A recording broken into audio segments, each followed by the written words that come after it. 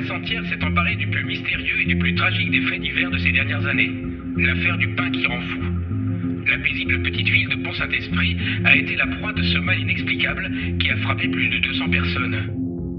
Des crises de folie hallucinatoire dues à la présence dans le pain de l'ergotine, le poison des céréales, ont fait plusieurs morts. La vente du pain a été aussitôt interdite.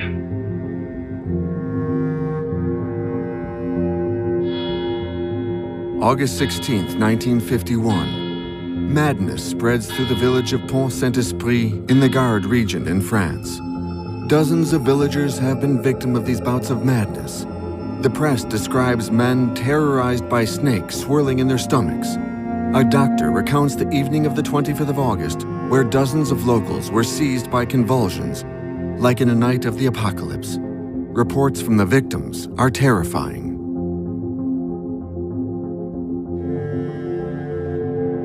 Je suis resté exactement 21 jours sans dormir. Absolument impossible de fermer l'œil, malgré tous les calmants et somnifères que le médecin a pu m'administrer. Alors il est évident, quand on reste 21 nuits sans dormir, l'esprit travaille. Et ma jeune fille avait des crises terribles d'hallucination, se dressant sur son lit, voyant le sang qui tombait du plafond de partout, voyant des tigres qui bondissaient dessus, des lions, des ours qui venaient la dévorer. Et alors à ce moment-là, criant évidemment, poussant des cris terribles, des cheveux qui lui sortaient de la bouche. Elle avait toujours l'impression qu'elle avait sa bouche pleine de cheveux. Elle s'arrachait comme ça, n'est-ce pas, pour éliminer ses cheveux, qu'elle n'y arrivait pas. Et vous vous souvenez de quelque chose, mademoiselle? Oh, rien du tout, monsieur. In Pont-Saint-Esprit, they call it the cursed bread drama, because all of those who fell ill ate the bread from the Briand bakery. It's the first time in France that a whole village has gone mad. It made headlines in the press, who wondered, what could have caused this collective hallucination? In Pont-Saint-Esprit, the locals panic, and nobody will touch the bread. The hearses quickly arrive in the village. In total, 7 deaths, 300 people poisoned, and around 50 admitted to psychiatric wards.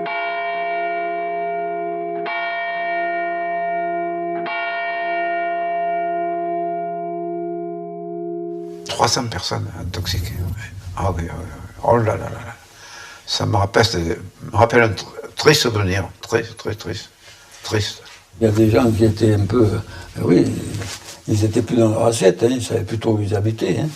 Des gens qui sautaient de leurs fenêtres, là, bref. Oui.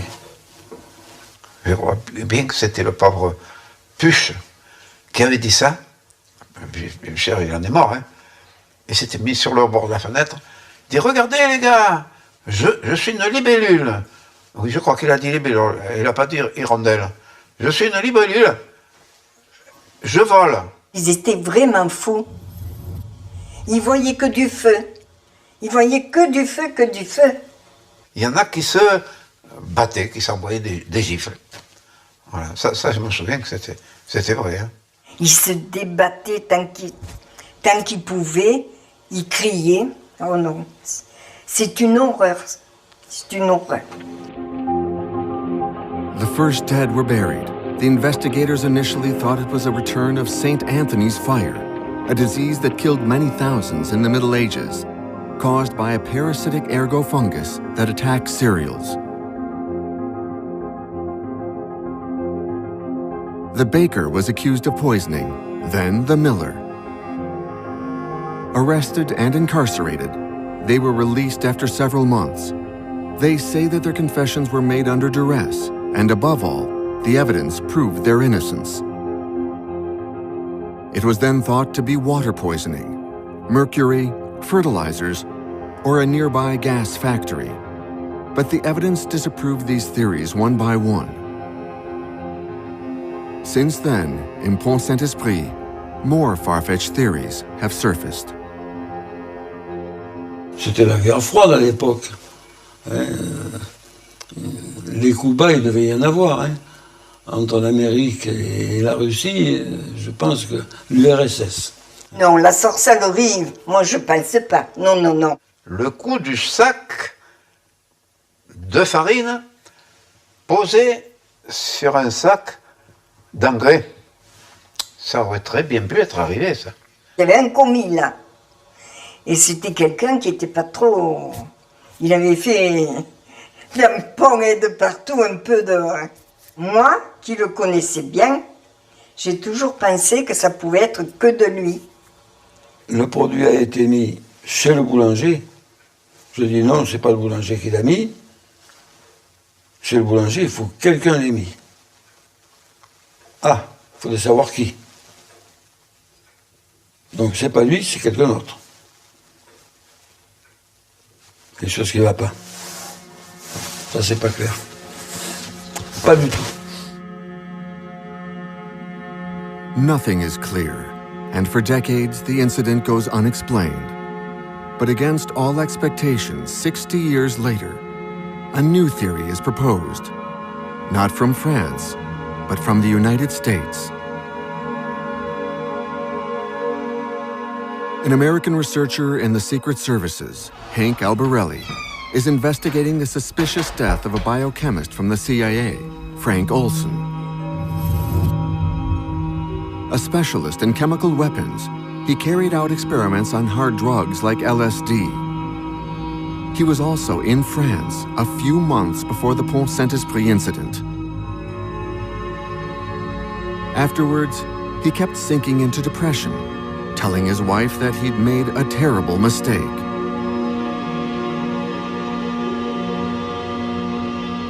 Hank Albarelli then made the link with the Pont Saint-Esprit incident. Could it have been the CIA and the American Army spraying LSD onto the bread?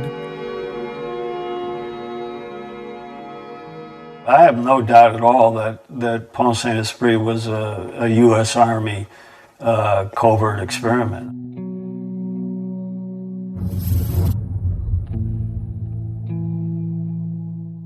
Initially, I had doubts, and I think initially my doubts were motivated by wishful thinking on my part, where I didn't want it to be an experiment. It was hard to fathom the government doing that. Although at the same time, there were a number of research tracks that were being conducted for the book at the same time. So my being naive about what the government and the U.S. Army was capable of doing was the threshold for that was dwindling. Is it possible that the Americans drugged an entire village in an ally country, causing, no doubt accidentally, the death of 7 people?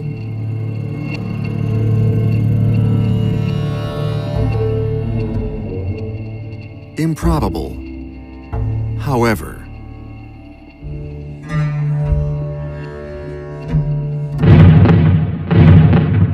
to understand what happened in Pont Saint-Esprit, we need to look back at the end of the Second World War, when the level of atrocities committed by the Nazis was discovered in the camps. Notably, horrific experiments carried out on thousands of prisoners by chemists or doctors. Men lacerated, poisoned, burnt alive, exposed to radiation. The Allies hunted the war criminals from Hitler's regime. In 1946, in Nuremberg, the doctors are put on trial. 22 men and 1 woman who experimented on human beings, who they transformed into lab rats, stand accused. The trial sets a precedent. 7 of the accused are sentenced to death, 11 given prison sentences, and 5 are acquitted.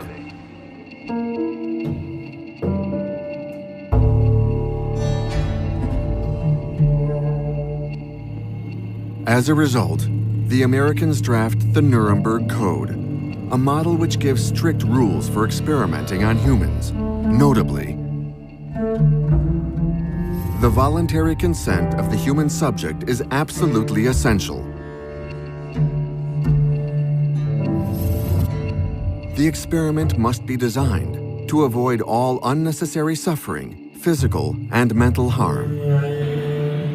With the Nuremberg trial barely over, the winners remain cynical. The American Secret Service begins Operation Paperclip, Nearly 1,500 German scientists, including war criminals, are expatriated to America. They are offered a new life in exchange for their knowledge and cooperation. It was a very serious game of propaganda that we were playing. It was almost a show trial.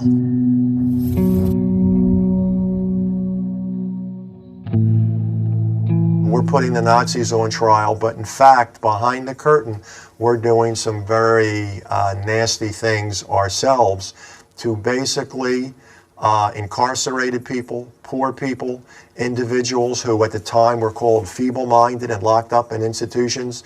And if you were in one of those institutions, whether you were indigent or an unwed mother or had some sort of mental incapacity, there's a good chance that you may have been incorporated in some sort of medical study, possibly for the government or not, where you would have been used and abused. Assisted by the German scientists, the Americans begin pursuing their goal of the ultimate weapon, and everything is allowed in the name of the Cold War. On the one side was the Army, whose priority is to win the nuclear arms race.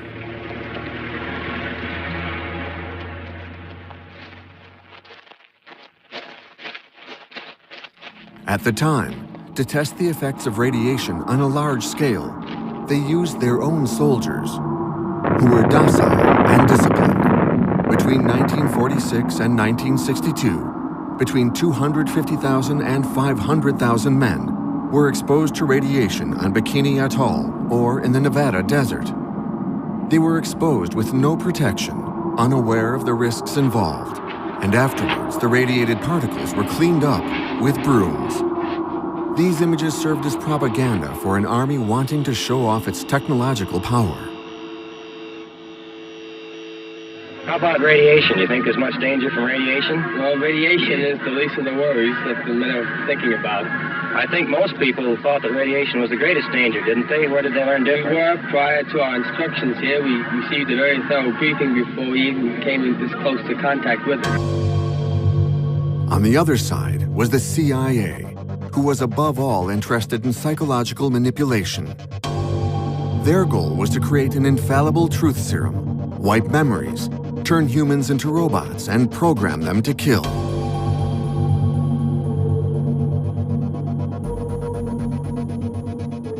Conveniently, in 1948, a researcher in the Sandoz laboratories, Albert Hofmann, discovers a molecule that ignites the Secret Service, lysergic acid diethylamide, or LSD. It's derived from the same rye fungus long held responsible for the incident at Pont Saint-Esprit. It was believed that the hallucinogenic properties of this drug were key to psychological manipulation. Fearing that the Russians would get their hands on Sandoz's samples, the Americans bought all of their stock. The discovery of LSD was a godsend for the Army, who on the brink of nuclear weapons were looking for a weapon that could defeat an enemy without firing any weapons. The man who was head of this program longest was James Ketchum, shown here in uniform. He was a psychiatrist who was working for the military. As a patriot, he was prepared to push the boundaries in his research. He tested around 30 drugs, but especially LSD and the dangerous benzolate. He treated 7,000 soldiers, hundreds of whom later sued the Army because of the side effects that they still experience and attribute to these drugs. However, when questioned, James Ketchum sees things differently. I think they were very patriotic. They've not been given credit. They've been called innocent guinea pigs, which they certainly were not.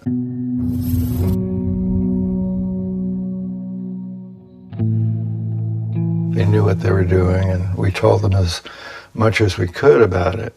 We had to limit the names of the drugs because some of them were artificially made, and if we were to give out the name, of course, that would also reveal the structure, and that we were afraid the Russians would get that. They were apparently following our work. We thought they were ahead of us, but actually they weren't. And so they were watching what we did to see what they could learn and use, and they developed a similar drug later themselves.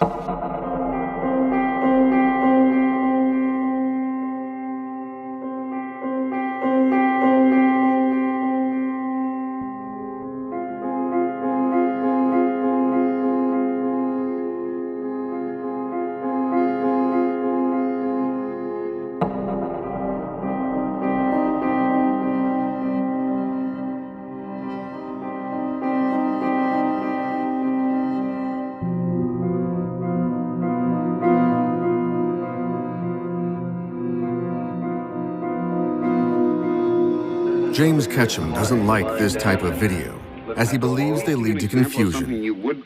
He claims the products were more festive than dangerous, and prefers images like this one of a soldier on LSD.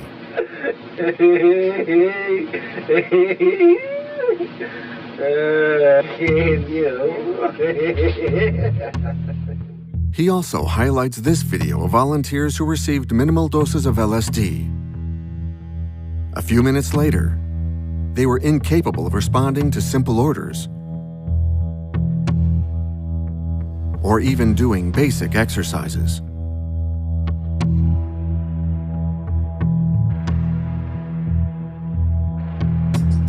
In parallel with the Army, the CIA was also developing its own programs, codenamed Bluebird, Artichoke, and later MK Ultra. But to carry out these programs on a large scale, they needed funds. In 1950, the Korean War gave them the ideal pretext. Some American soldiers were captured. During their detention, pilots admitted having dropped chemical weapons onto Korea, which was forbidden. The Americans claimed this was due to psychological manipulation, and the CIA took advantage of this godsend to obtain budgets that allowed them to work on brainwashing. During the Korean War, the American pilots who were captured started making apparently false confessions of germ warfare.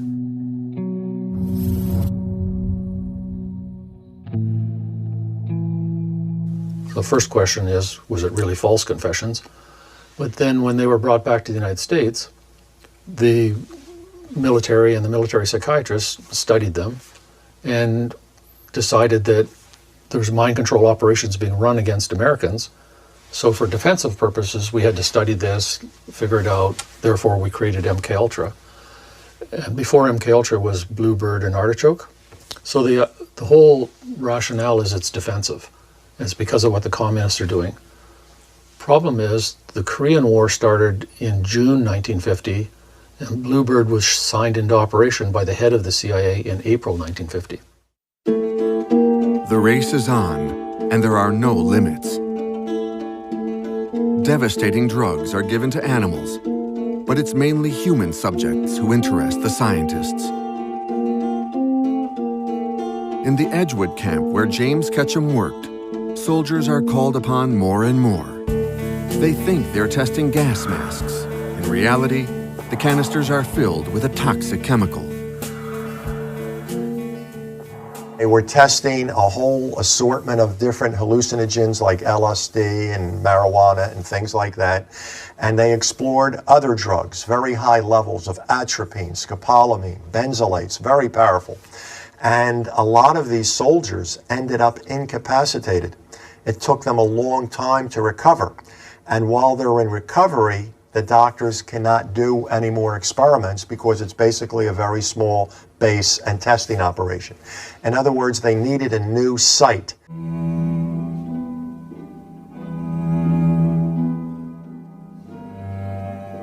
It's in this context of the Cold War and secret agents that on the 16th of August, 1951, the tragedy at Pont Saint-Esprit unfolded.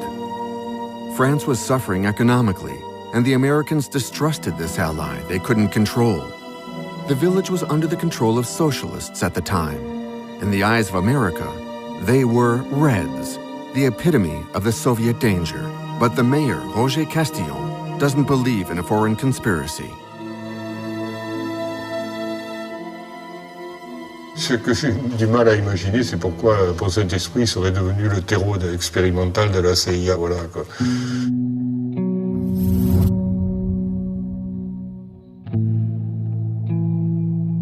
Quelqu'un qui fait quelque chose, il le fait pour une raison, quoi. Donc c'est ça que je ne perçois pas bien. Donc je vois pas bien pourquoi la CIA serait derrière cet événement-là. Yet American experts like Colin Ross are much more down to earth. Obviously that compound didn't just come in the rain, or just wasn't sitting around naturally. It was obviously organized, controlled, distributed. So whether it was actually LSD or some other compound, well, doesn't make that much difference. Pont Saint-Esprit is actually not just this happened once in the world in a village in France. It's consistent with all the other experiments on the public that have done in the United States and done for a documented fact. To achieve their goals, would the Americans be prepared to use a whole village as a laboratory? After all, these are civilians, not trained soldiers. However, in September 1950, nearly 1 year before Pont Saint-Esprit, this is exactly what they did, and in their own country. Off the coast of San Francisco, the American Marines were carrying out military maneuvers. A ship approached the coast and bombarded the city with a bacteria causing Noxosomia, Serratia marcescens. The military were testing the effects of spraying this through the air. This classified secret defense map shows the scale of the targeted area. At least 11 people were hospitalized, one of whom died of pneumonia.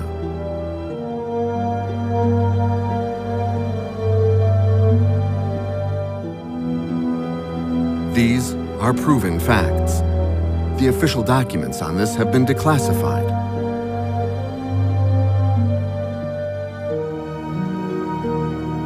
But at Pont Saint-Esprit, the population remains skeptical.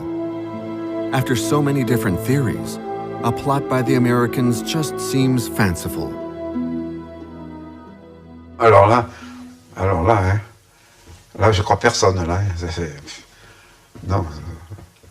Non.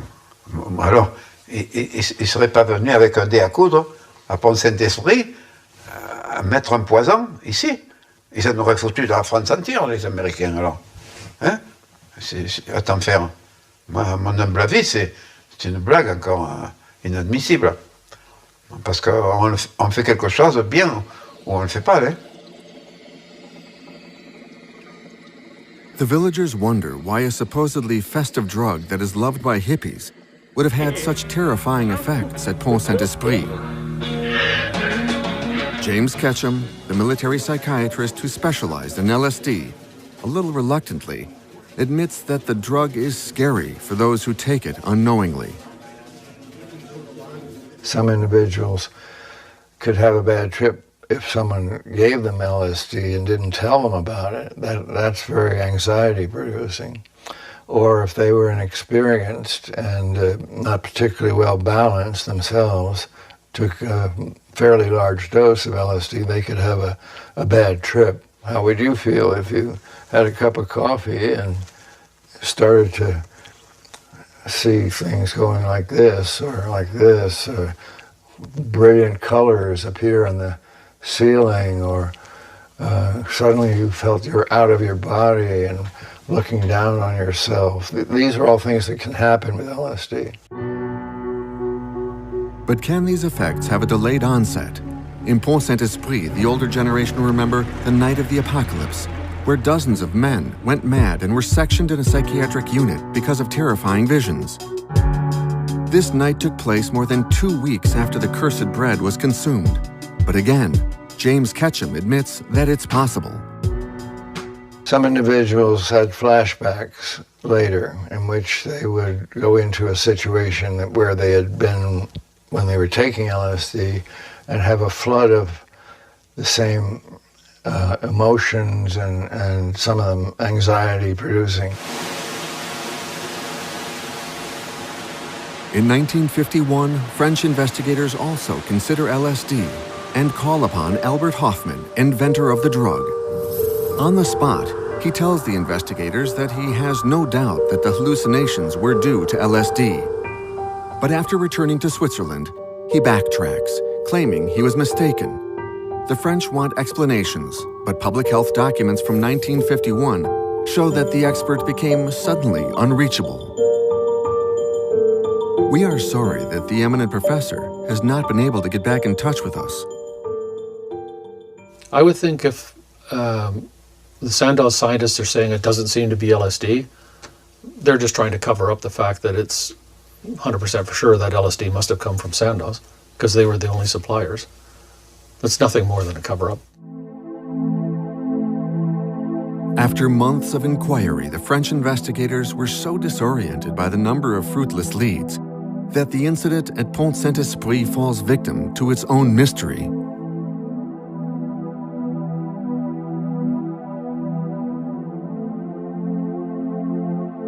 During this time, the experiments continued in the United States, and they reached a level never seen before in any country, including the Soviet bloc.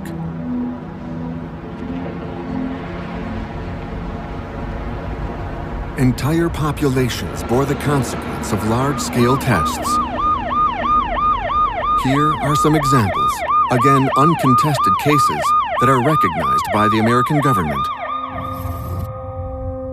In 1953, radioactive iodine was injected into newborns and pregnant women at Iowa University and also in Nebraska.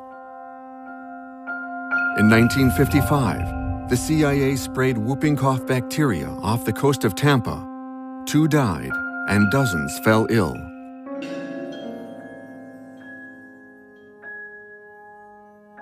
Also in 1955, the CIA enlisted prostitutes in San Francisco, opened 2 brothels, and tested drugs on the clients.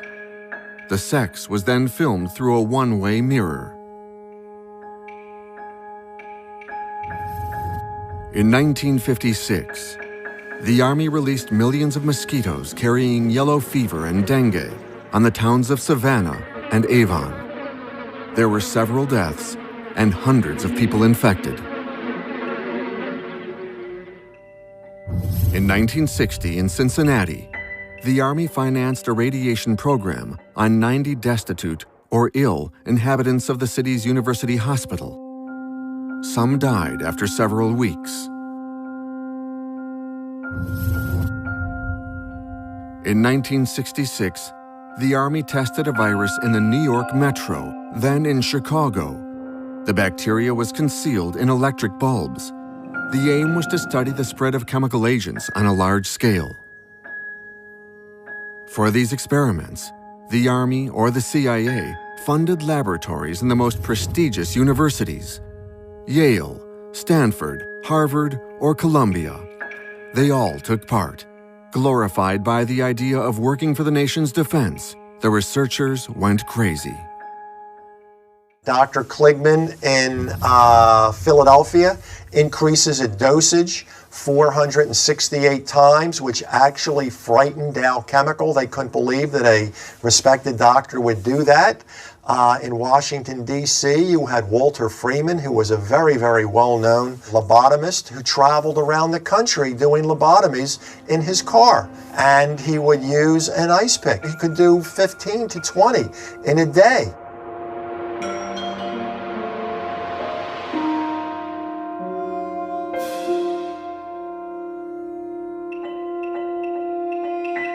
It was just incredible what some doctors did, and very few, if any, people in the hospital or the medical community blew the whistle on it.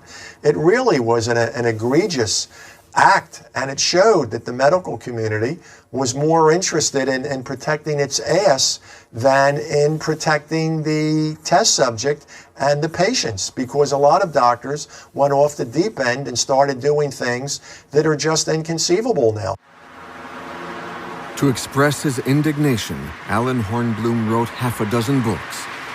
A former prison guard at Holmesburg in Pennsylvania, from his first day at work over 40 years ago, he had a horrible shock. I was stunned to see scores of inmates with their shirts off, strapped and wrapped in bandages and gauze tape. And I couldn't imagine that I was going into an atmosphere that was that violent, because all of the men looked like they had just walked a cell block knife fight. They explain that it's not because of any violence, but experiments that are carried out there. Allen was the first to denounce this scandal and would lose his job as a result. It was probably the largest human experimentation factory in America, possibly the world. From 51 until 1974, more people were probably incorporated in more experiments than any other place in the world.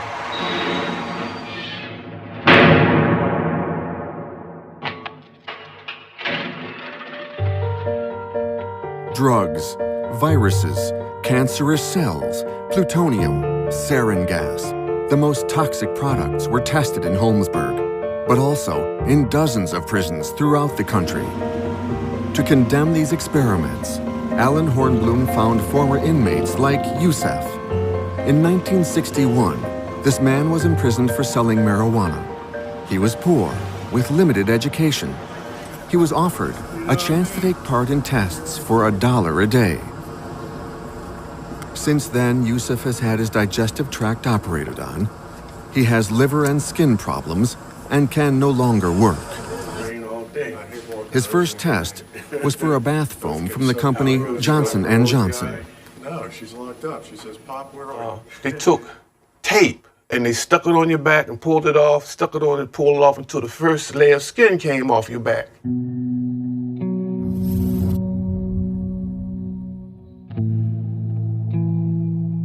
And they put six sections on my back like that. And then they took a bottle with the Johnson & Johnson bubble bath in it and put it on a patch and put the patch over the raw area. Then they took a can. I recognized that can as being from the Army. And I was like, what Johnson Johnson got to do with this? So he took the can and he sprayed it on my back. And when it hit my back, it was cold. But it was so toxic and like fumes, I could taste it in my mouth. And as I'm walking down, I'm getting dizzier and dizzier, dizzier and dizzier. By the time I stepped into my cell, I passed out. Boom, and my back was inflamed. And by the time I woke up that morning, I had great big blisters on my back full of pus. This rash just gets worse and worse. And it looks like when the moon come out at night, it flames up and I'll be moaning and crying. My cell partners couldn't sleep. There was a second test which would lead to an operation on his intestines, then a third where he had to do simple sums while drinking a colorless liquid. We goes over there, a little shot cup, and it looked like water. We drinks it. Everything became magnified, the sound, like the loudspeaker on the system. Ooh, ooh, ooh. The walls look like they turned into water. You know what I mean? And like I spent the whole time like looking around like this here instead of doing the test. So I goes back to the block in that condition. And man, I mean, I was tripping. And it was like a slow acting drug that was in that cup. It lasts for weeks. The inmates start naming me out of limits. I had no conversation for nobody. I was scared of the inmates, and the inmates act like they was afraid of me.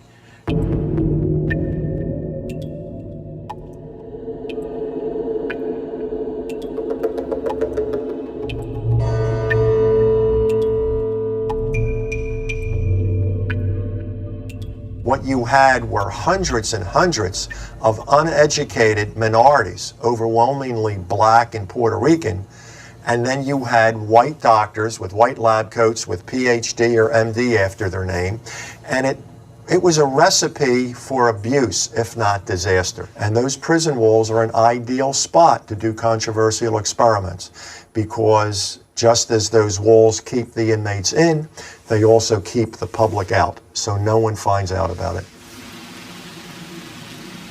Prisoners were used, but also patients. In certain hospitals, patients were steered towards the services financed by the CIA. These services carried out limitless experiments on psychological manipulation.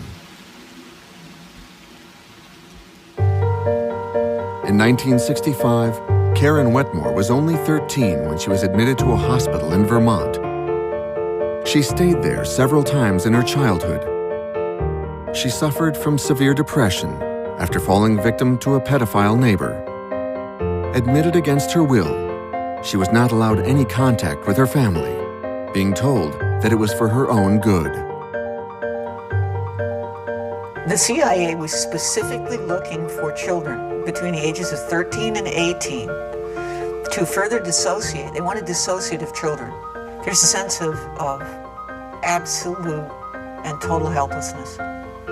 You're there, you're bound up, you're locked in this room. No matter how you scream, no matter what you say, no one is going to come. It does something to you, something you don't get over. The doctors went to work on Karen. They wanted to erase her memory and create a robot at their command. It took 30 years of legal battles for Karen to obtain her medical records and discover the violence of the treatments she was subjected to. It says seclusion, full cam. A cam is a straitjacket. And ties, which means they tied my arms and they tied my feet. This goes on uninterrupted, day after day, week after week, February, March, April, right up until June 21st, 1971. You sleep on the floor, no blanket, no nothing.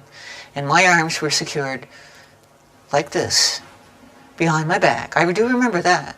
It's extremely painful because it pulls on your neck, pulls on your shoulder. You can't get away from it. It's maddening is what it is. Maddening. And I was naked. And I think that was part of the effort of that experiment, to break me down. Everything they did was to break me down. Months in a confined room with no bearings, while her captors administered all kinds of drugs, and sometimes electric shocks at inhuman levels.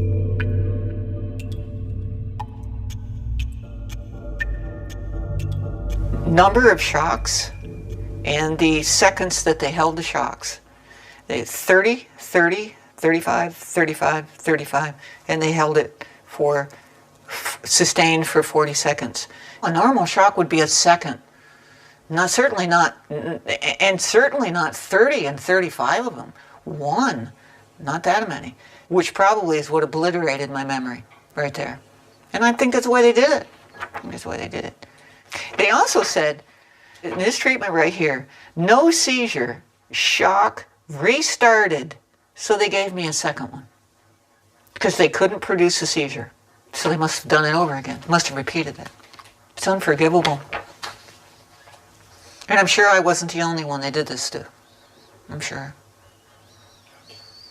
I survived to be able to talk about it. How many suffered similar experiments? In Montreal, Canada, the CIA used a world-renowned psychiatrist to set up a factory of guinea pigs in the Allen Memorial Psychiatric Department in McGill University. This psychiatrist was Ewen Cameron, one of the all-powerful presidents of the World Psychiatric Association. In 1945, Ewen Cameron made the acquaintance of Rudolf Hess, one of the Nazis accused in the Nuremberg trial. In 1957, the CIA recruited him for their MK-Ultra program. The Americans wanted to perfect their interrogation techniques and program a human to kill. Ewen Cameron became the mad dog of psychiatry. He put his patients in vegetative states for several weeks while bombarding them with pre-recorded orders. Some would become incontinent, amnesiac, forgetting even who their parents were and how to speak.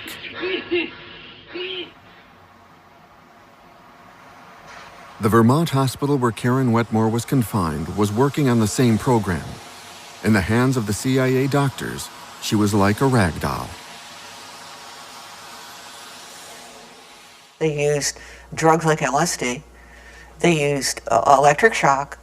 They used chemical shock agent Metrazol, which I was given in 1971. And I found that out in my medical records, which is a very brutal drug, very brutal drug. CIA said it was excruciating, physically and emotionally, excruciating drug. I have a quote from the CIA that said that the Soviets used it in the gulags, and that a POW would say or do anything to avoid a second dose. Nice drug.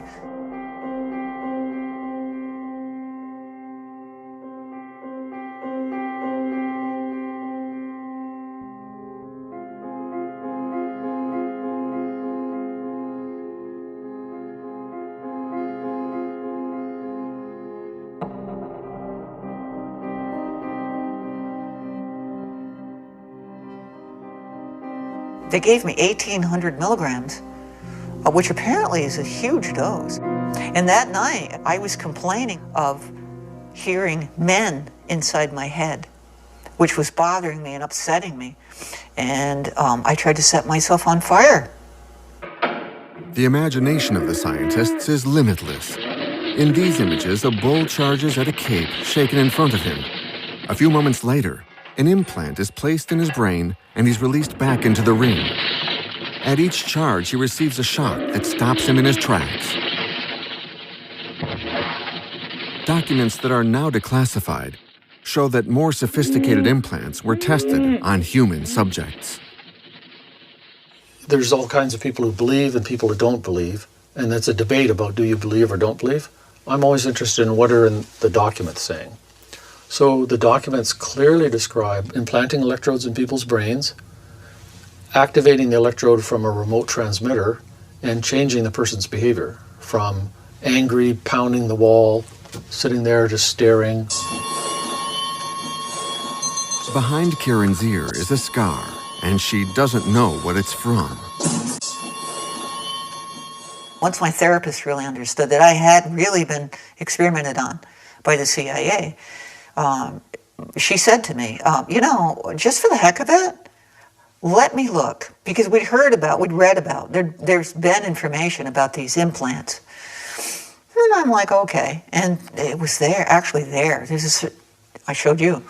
I went to a plastic surgeon who told me it was a surgical scar, but there's nothing in my medical history, nothing in a medical record that shows any kind of problem ever behind my right ear, or any incision or any surgery or anything else. But there it is. Karen has been compensated by the American government for her ordeal. But like many rare victims who speak up, for a long time, she was considered crazy.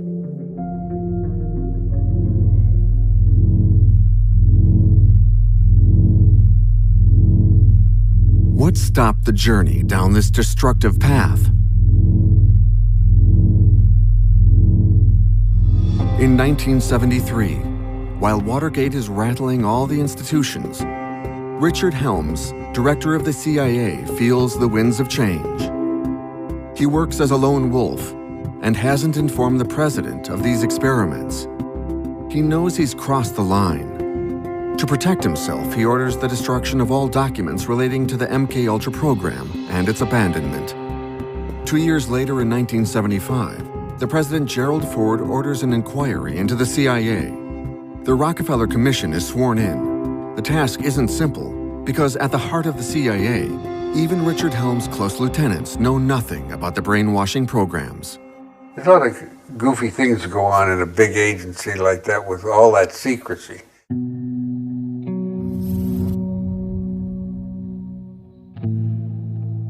Things can go on that you don't know about, that the people who are working for the director most closely don't know about, or that the director doesn't know about. I mean, they're keeping it quiet down there. Don't tell anybody. If it works, then we'll tell them. But, you know, in the meantime, don't get into any difficulties.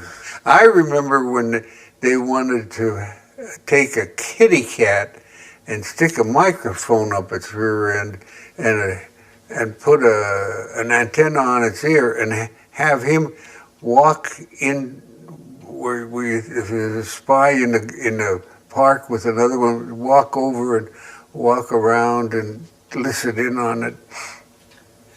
You know, they tried it one time in an experiment, and a taxi came by and ran over the cat. You know, so. In reality, nothing is funny. In its haste to get rid of evidence, the CIA forgets 20,000 documents. A drop of water compared to the amount that was destroyed, but they reveal that it financed 149 programs, implicating 80 institutions, including the most respected.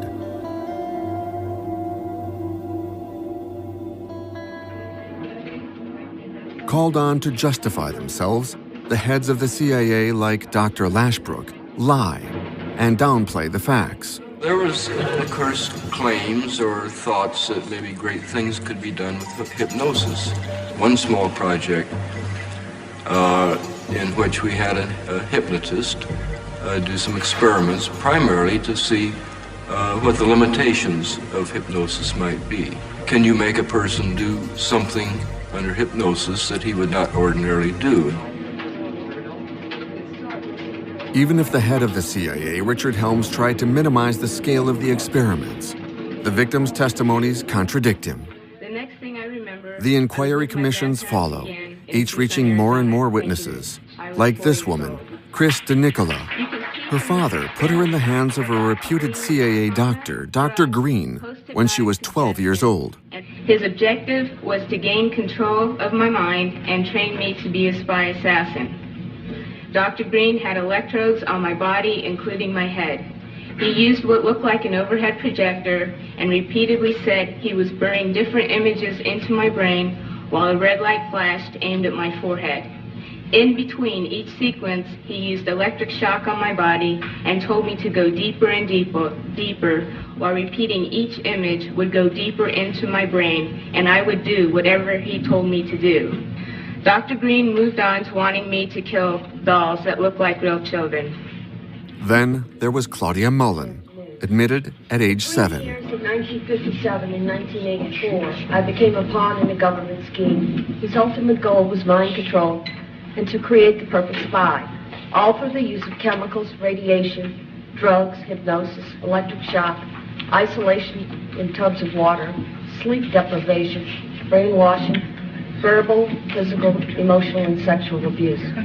I was exploited unwittingly for nearly 3 decades of my life, and the only explanations given to me were that, quote, the end justifies the means, and, quote, I was serving my country in their bold effort to fight communism. Inquiry reports that resulted from these terrifying testimonies revealed one thing for certain: the experiments ended in disaster. In its insane quest for a robot human or a truth serum, the CIA failed. On August 3, 1995, with the revelations mounting up, then-President Bill Clinton makes a public apology. Thousands of government-sponsored experiments did take place at hospitals, universities, and military bases around our nation. In too many cases, informed consent was withheld. Americans were kept in the dark about the effects of what was being done to them. The deception extended beyond the test subjects themselves to encompass their families and the American people as a whole. For these experiments were kept secret, and they were shrouded not for a compelling reason of national security, but for the simple fear of embarrassment. And that was wrong. So today, on behalf of another generation of American leaders and another generation of American citizens, the United States of America offers a sincere apology to those of our citizens who were subjected to these experiments, to their families, and to their communities. Since then, a great number of secret archives have been released to the public domain. Researchers would take an interest in this troubled period, notably Hank Albarelli, who worked on the suspicious death of Frank Olson, the biochemist who worked at the heart of the CIA. Since 1951, the year of the Pont Saint-Esprit incident, Frank Olson called into question the ethics of the experiments being carried out and became depressed as a result. In November 1953, the CIA put LSD into his glass without him knowing. 9 days later, he threw himself off the 13th floor of a New York hotel. Murder or suicide, we'll never know. At the time of the investigation, Hank Albarelli found a surprising document coming from the White House. It surprisingly linked the name of Frank Olson to Pont Saint-Esprit. Why in the middle of the Korean War would the White House be interested in this small French village? Even better, Hank also came across a study carried out by the CIA on LSD. The document itself was a comprehensive overview or history, if you will, of LSD specifically, yes. Not on ergot, it had nothing to do with ergot. There was a section or a chapter, if you will, headed Incident at Pont Saint-Esprit. And the first two paragraphs of that describe essentially what we've all read, you know, many times over in terms of what happened at Pont Saint-Esprit. But the remainder of that section, the rest of that page, which was about half the page, and the 2 pages that followed, were completely blacked out. Above all was this damning document from the CIA. It dates from 1953 and has no doubt been declassified by mistake. A director at Sandoz Laboratories confirmed to a secret agent that the Pont Saint-Esprit incident was caused by LSD.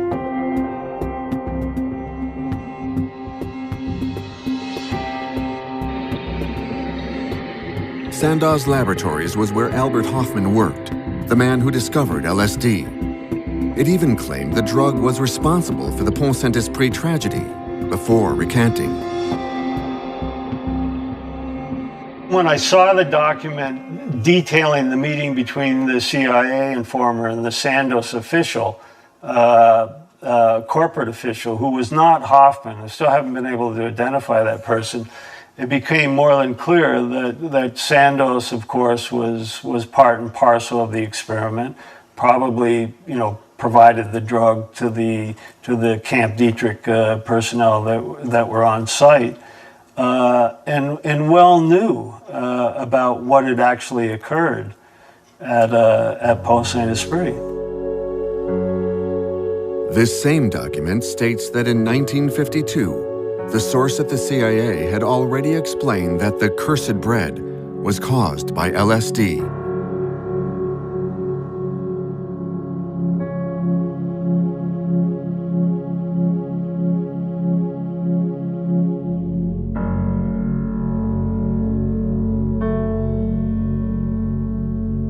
Did French authorities try to silence the affair?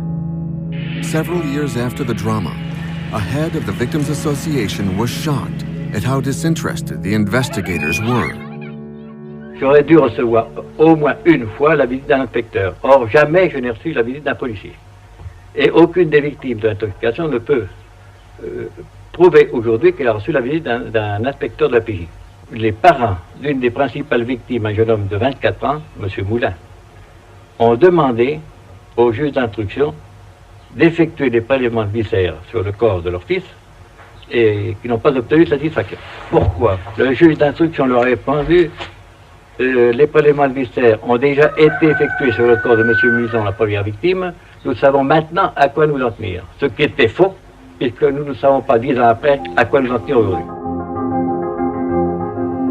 Do the French have something to hide? We've interrogated former members of the secret services, investigated national and regional archives, as well as those from the police and the Justice Department. The files are hard to find, and many important pieces, such as reports from main hearings, have disappeared.